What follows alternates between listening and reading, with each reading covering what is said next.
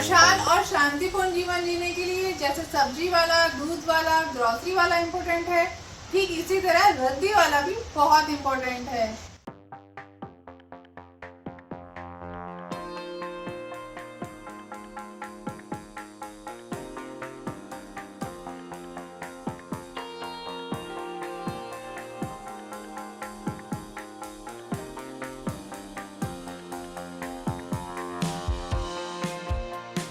Hello friends, सुन सके में आप सभी का फिर से स्वागत है। अगर आपको दो ऑप्शन दिए जाएं, एक तरफ नीट क्लीन और साफ सुथरा घर और दूसरी तरफ एकदम गंदा मैसी फैली हुई किचन और बिखरे हुए कपड़े, तो आप किसे चुनेंगे? ऑब्वियसली हम साफ सुथरे नीट और क्लीन घर को ही चुनेंगे। तो जब हमारी चॉइस साफ सुथरा और नीट घर है तो फिर हमारा घर गंदा क्यों? तो आज की वीडियो में हम देखेंगे ऐसी 10 चीज़ों को ऑर्गेनाइज करना जिनका अपना कोई घर नहीं होता और जिनके कारण हमारा घर गंदा दिखता है। तो आइए देखते हैं। योगा करने के बाद मैट को कहीं पर भी डंप कर देना, कभी भी मैट को कवर में नहीं रखना। मैंने हमेशा से देखा है योगा मैट आधी खुली हुई बिखरी हुई यहाँ तहाँ पड़ी रहती है। इससे हमारा घर तो गंदा दिखता ही है, साथ ही गंदी और मटमैली मैट पर योगा करने से सांसों के साथ जर्म्स भी अंदर चले जाते हैं। मेरे पास ये स्टील का एक डिब्बा जो टूट गया है, उसे ही मैंने योगा मैट का घर बना लिया है। तो आप भी निकालिए कोई जुगाड़ और बिखरी हुई इन योगा मैट का एक घर बनाइए। जिस तरह कपड़े या जूते देखकर हम किसी इंसान की पर्सनैलिटी को जान सकते हैं, ठीक ऐसे ही योगा मैट भी गंदी है या साफ़ सुथरी, बिखरी है या प्रॉपरली फोल्ड आपके व्यक्तित्व को दर्शाती है। यहाँ पर एक बात और मैं मेंशन करना चाहूँगी कि मैट को प्रॉपरली फोल्ड करके रखना तो ज़रूरी है ही, साथ ही इसे समय समय पर साफ़ करना तो और भी ज़्यादा ज़रूरी है। और अगर आप गार्डन वगैरह में योगा करते हैं तो वीकली इसे क्लीन ज़रूर से करें।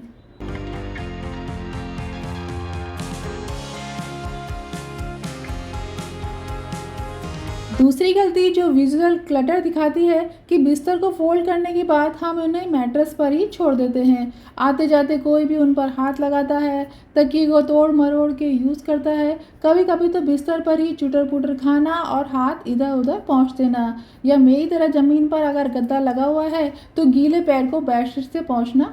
ये सब ना हो, इसके लिए मैं डेली काम आने वाले ब्लैंकेट्स, पिलो आदि को इस लॉन्ड्री बैग में भर कर साइड में रख देती हूँ, जिससे ये साफ़ और हाइजेनिक भी रहते हैं और रूम भी क्लटर फ्री और एयरी दिखता है।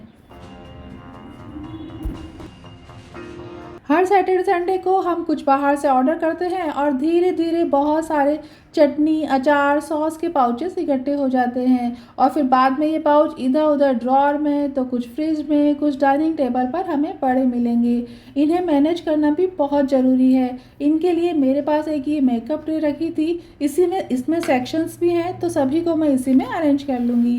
तो ऐसी छोटी छोटी चीज़ों को भी जिनका अपना कोई घर नहीं है उनके लिए घर बनाइए। इससे ये ज़रूरत पड़ने पे आसानी से आपको मिल भी जाएगी और मैनेज भी रहेंगी और हमारा घर भी क्लटर फ्री दिखेगा।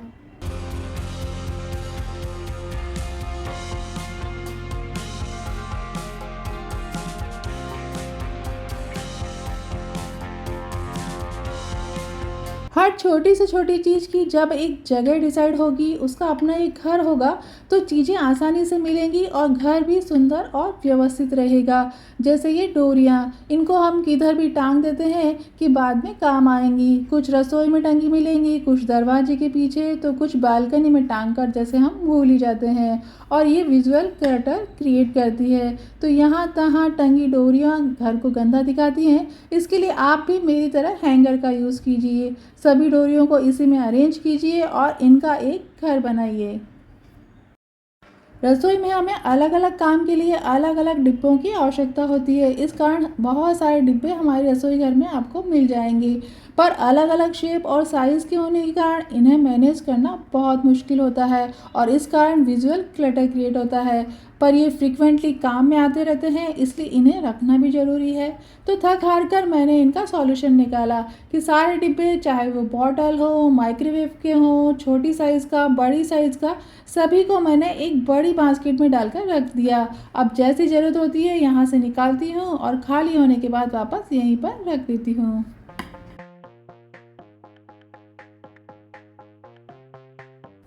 किताबों पर कवर चढ़ाने के लिए, प्रोजेक्ट के लिए, आर्ट एंड क्राफ्ट के लिए, गिफ्ट रैपिंग के लिए बहुत सारे पेपर रोल भी हमारे घर में क्लटर क्रिएट करते हैं, पर इन फ्यूचर ये काम आएंगे, इसलिए हम इन्हें संभाल कर रखते रहते हैं, यहाँ से वहाँ और वहाँ से तहाँ। तो अगर आपके घर में भी बहुत सारे छोटे बड़े पेपर रोल हैं तो उन्हें रबर बैंड पहनाइए और मेरी तरह एक लंबे बॉक्स में इन्हें अरेंज करके रखिए। यहाँ तहाँ रखने पर ये फट जाते हैं, मुड़ जाते हैं, पैसों का नुकसान, इसलिए इनके लिए भी समय निकालिए, इनका एक घर बनाइए, इन्हें अरेंज कीजिए।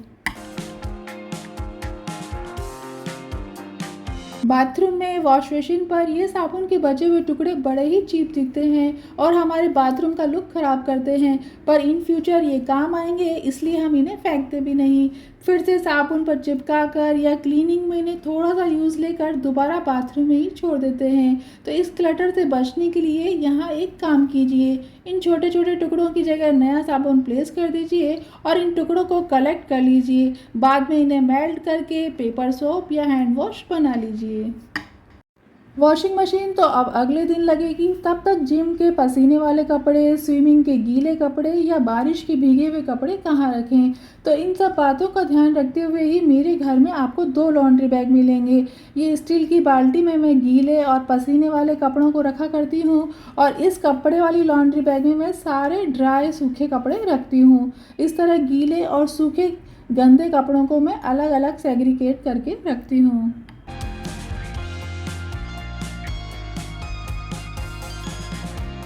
जैसे बूंद बूंद से घड़ा बढ़ता है, ठीक वैसे ही छोटे छोटे एफर्ट से ही हमारा घर व्यवस्थित और साफ सुथरा लगता है।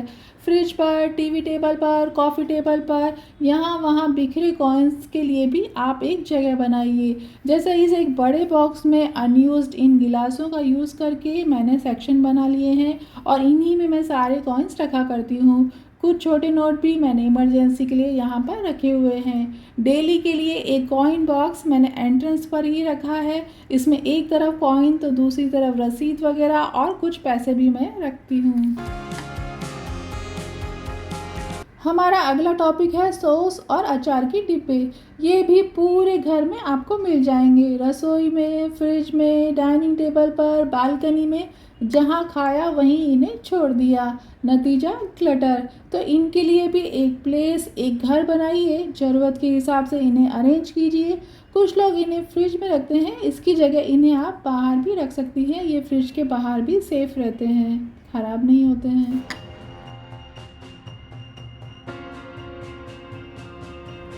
कभी पेट खराब है तो कभी ज़्यादा खा लिया है, कभी जी घबरा रहा है, कभी अच्छी नींद के लिए तो कभी अच्छी सेहत के लिए आयुर्वेदिक दवाइयों का भी घर में धीरे धीरे अंबार लग जाता है और इन्हें भी आप घर के हर कोने में, सोफे के पास, बेड के पास, डाइनिंग पर, स्टडी, किचन, हर जगह देख सकते हैं, जो कि अगेन विजुअल क्लटर फैलाता है। तो इनके लिए भी एक डेजिग्नेटेड प्लेस बनाइए और अपने घर को साफ और व्यवस्थित रखिए।